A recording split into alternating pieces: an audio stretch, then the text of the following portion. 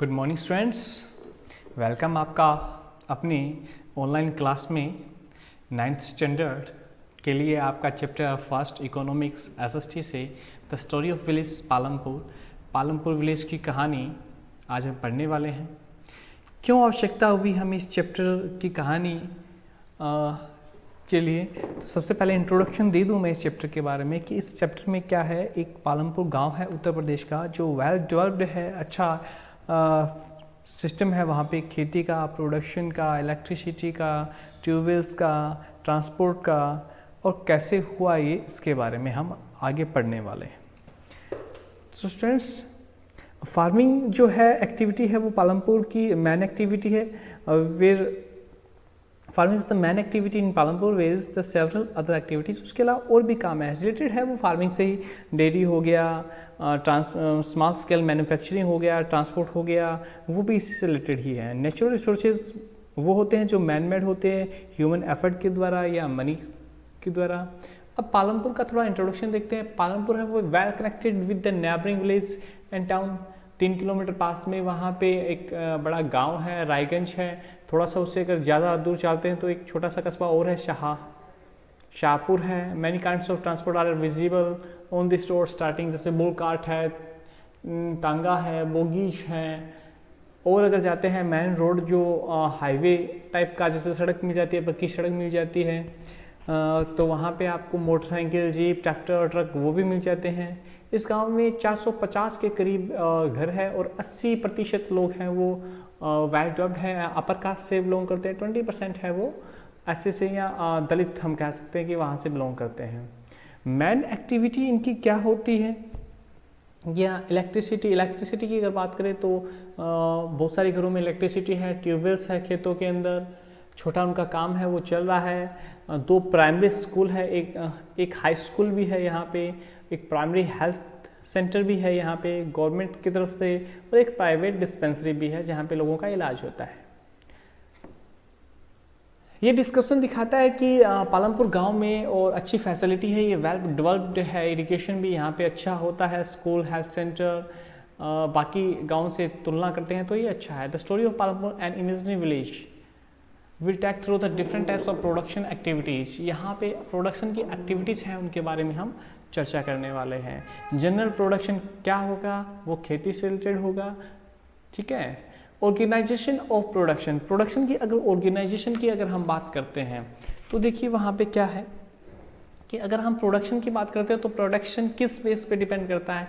Production depend करता है land, labour और मनी पे, ठीक है। लेकिन अगर किसी भी चीज़ को, अगर लैंड हमारे पास है तो अगर बनाना है तो उसके लिए प्रोडक्ट के लिए 5M जरूरी है। स्टूडेंट्स आप लिख सकते हैं, you can write this 5M।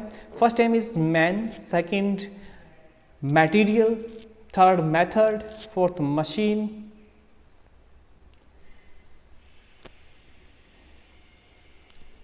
And last and important is money. Man, machine, method, material and money, ये इंपॉर्टेंट चीज़ है किसी भी चीज़ को बनाने के लिए, ठीक है। जैसे इसमें लिखा है the first requirement is land. Absolutely land तो चाहिए हमको। कहाँ बनाएंगे हम? अपनी फैक्ट्री है, अपना काम करने का जगह है, वो कहाँ बनाएंगे? वाटर भी चाहिए, इसके लिए मिनरल भी चाहिए। तो ये सारा का सारा किस में आ गया? मटेरियल के अंदर आ गया। सेकंड लेबर मीन्स मैन, आदमी तो चाहिए ना काम करने के लिए। फिजिकल कैपिटल भी चाहिए जिसके अंदर मशीन आ गई है, tools, machine, buildings, tools and machine range, very simple tools चाहिए। फिक्स्ड कैपिटल है जो। उसके बाद में वर्किंग कैपिटल के अंदर रखा गया है किसको? रॉ मटेरियल्स को रखा गया है और पैसे को रखा गया है, ठीक है। जिससे अगर हमें समय चाहिए कोई सामान लाना हो तो हम लाएं। और there is a fourth requirement too, चौथी रिक्वायरमेंट भी इसमें दिया है कि ये, जैसा मैंने आपको पहले बता दिया कि मेथड, हमको नॉलेज होना चाहिए कि कोई सामान है वो कैसे बनता है, ओके। तो मैंने मेरे अकॉर्डिंग आपको बताया कि 5M की आवश्यकता होती है और यहाँ पे इन्होंने बता दिया। In the picture identify the land, labour and fix capital used in production. बिल्कुल से ये आदमी बना रहा है, सामान भी यूज़ कर रहा है और फिक्स कैपिटल मशीनें यूज़ करके बना रहा है। तो फैक्टर ऑफ प्रोडक्शन इस तरीके से किया जाता है।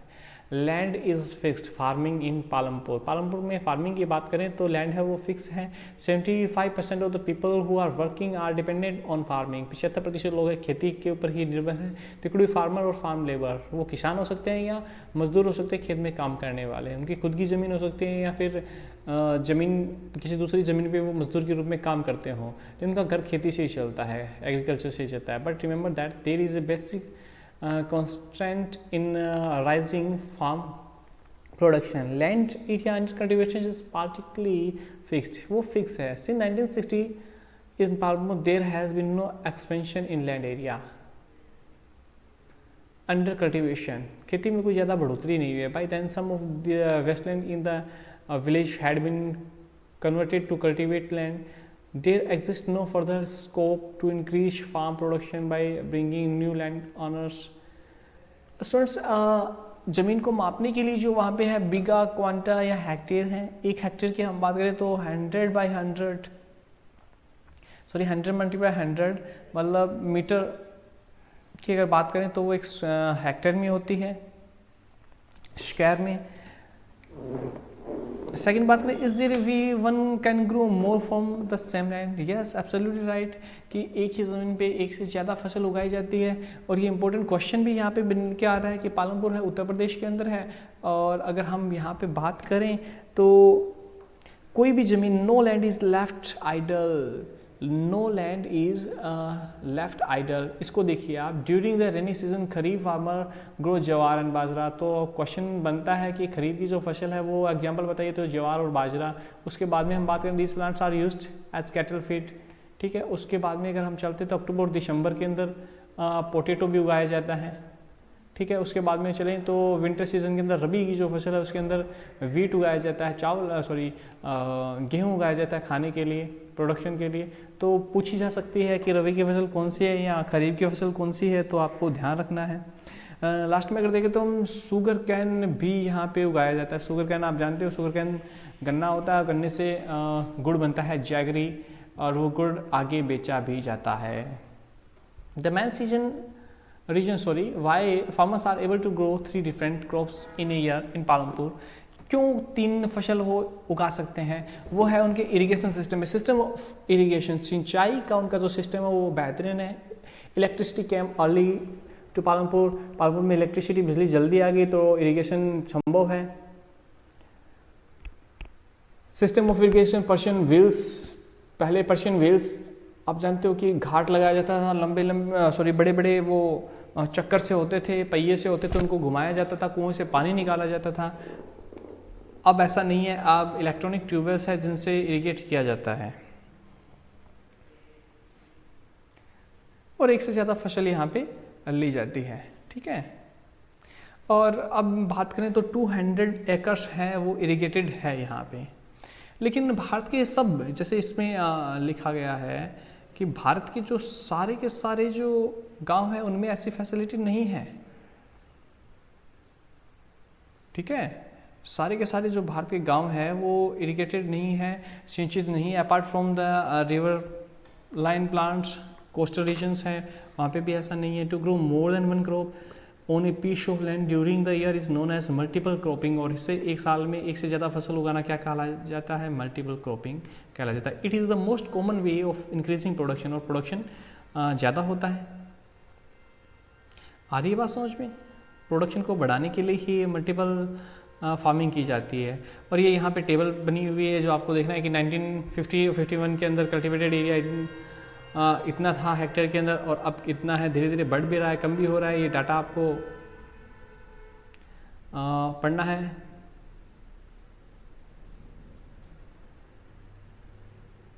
It is important to increase the area of under irrigation, ये जरूरी है। अगर हमने इरिगेशन एरिया को नहीं बढ़ाया तो फिर खेती ज़्यादा हो नहीं पाएगी ना, पानी तो चाहिए। What is basic need for crop? Yield is measured as the crop production of a given crop. Till the mid 1960s, used cultivation were traditional ones.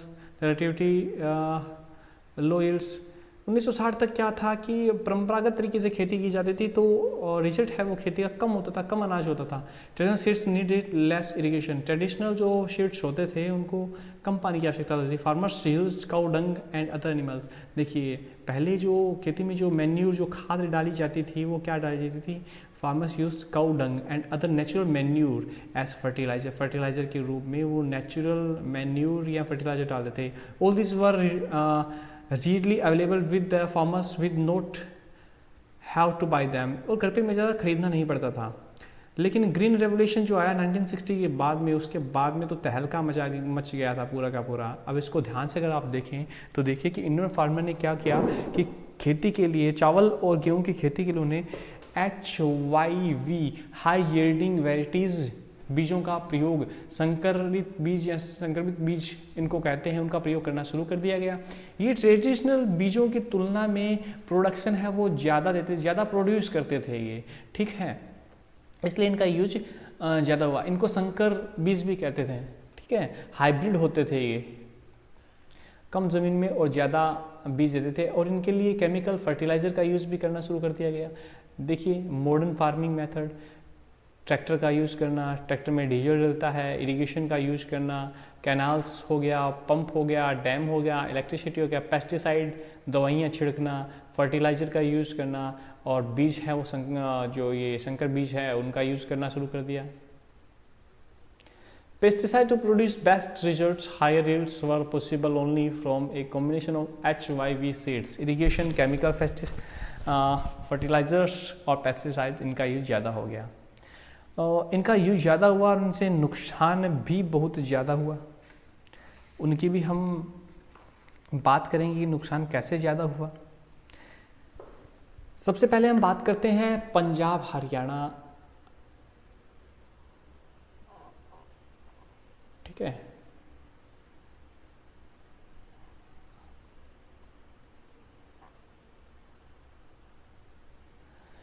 Farmers of Punjab, Haryana and Western Uttar Pradesh were the first to try a modern farming method in India.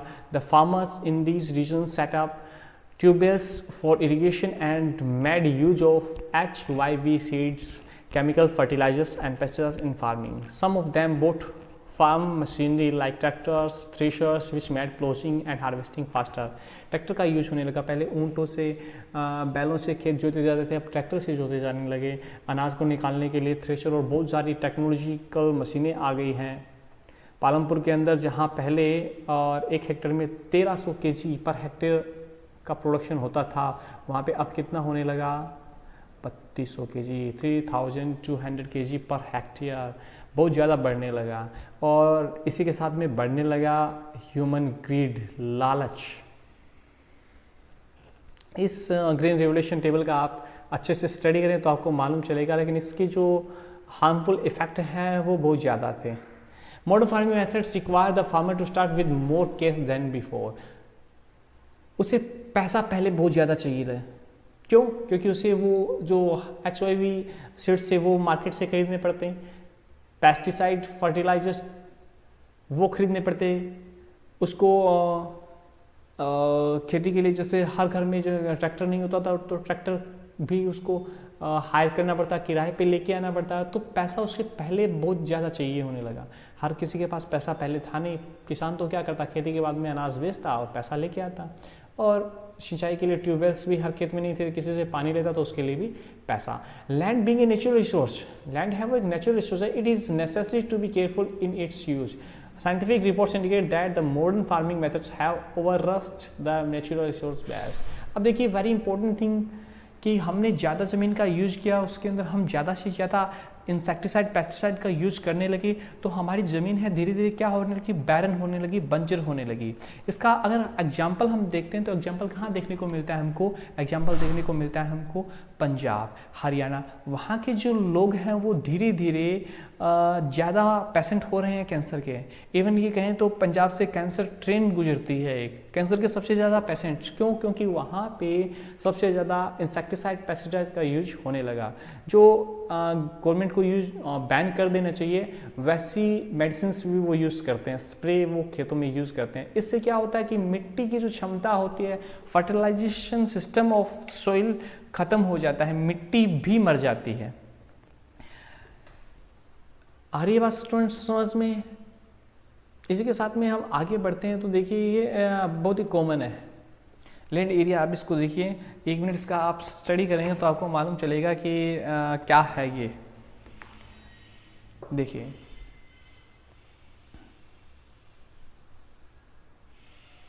Chemical fertilisers की वजह से bacteria है वो ज़्यादा मरने लगे, मिट्टी है ख़राब होने लगी। This means time after the use the soil will be less fertile, अनउपजाऊ होने लगी।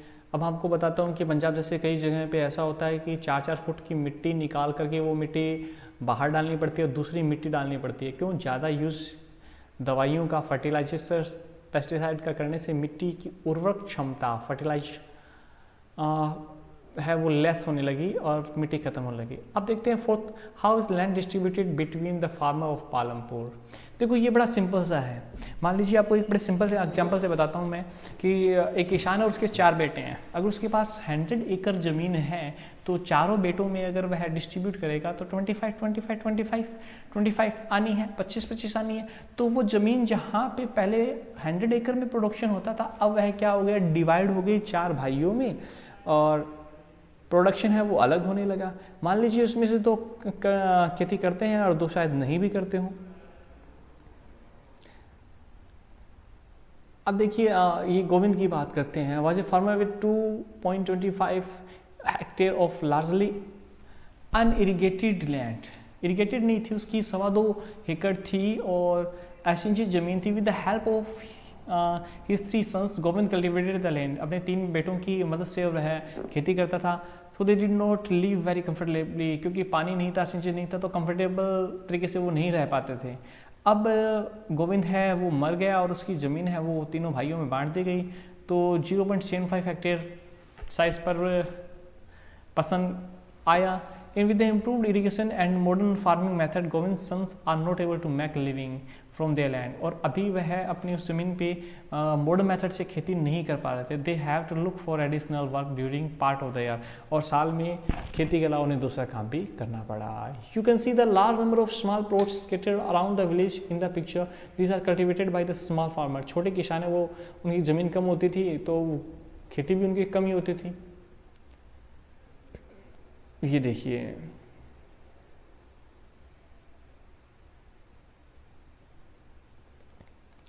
in this picture 1.5, can you see the land cultivated?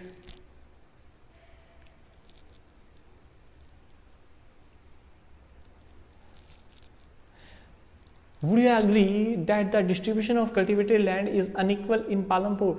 Do you find a similar situation for India? Yes, absolutely right. कि मान लीजिए कि 2 भाई हैं और दोनों को 100 एकड़ ज़मीन मिली है, ठीक है, इक्वल है अभी तो। लेकिन एक भाई की तो क्या हुआ, 4 बच्चे हैं और वह डिस्ट्रीब्यूट करेगा तो उसे 25 मिलेगा। लेकिन जो दूसरा भाई है उसी के एक ही लड़का है तो उसे तो पूरा का पूरा 100 मिलेगा ना। तो इक्वल कहाँ हुआ वहाँ पे सही तरीके से। अब मान लो कि वो 4 हैं, उनके भी अगर 2-2 हुए तो सोचिए आप कितना होगा, 12.5। लेकिन अगर उसी के एक ही हुआ तो वही 100। पॉपुलेशन बढ़ रही है लेकिन लैंड है वो तो लिमिट है ना, वो तो नहीं बढ़ रही है। तो क्या होगा, after land labour is the next necessary factor for production. Land के बाद में लेबर, मजदूर भी चाहिए ना काम करने के लिए, खेत में काम करने वाले चाहिए। Farming requires a great deal of hard work. Small farmers along with their families cultivate their own field, those they provide the labour required for. अब जिनके छोटे खेत थे वो अपने खेतों में काम करते हैं और उसी के साथ में वो दूसरे के बड़े खेतों में भी काम करते हैं। Medium and large farmer hire farm labours to work on their fields. बड़े जो किसान थे वो क्या करते हैं, उन छोटे मजदूरों को हायर करते और अपने खेतों में काम करवाते। तो farm labourers come to either from landless families, या तो जिनके पास ज़मीन नहीं होती थी वो फार्म लेबर्स होते हैं, या फिर जिनकी ज़मीन है वो कम होती थी वो फार्म लेबर्स होते हैं। काम तो करना पड़ेगा ना। तो स्टूडेंट्स आज के लिए बस इतना। नेक्स्ट पार्ट इसका हम आगे जारी रखेंगे, और तब तक पढ़ते रहिए आप।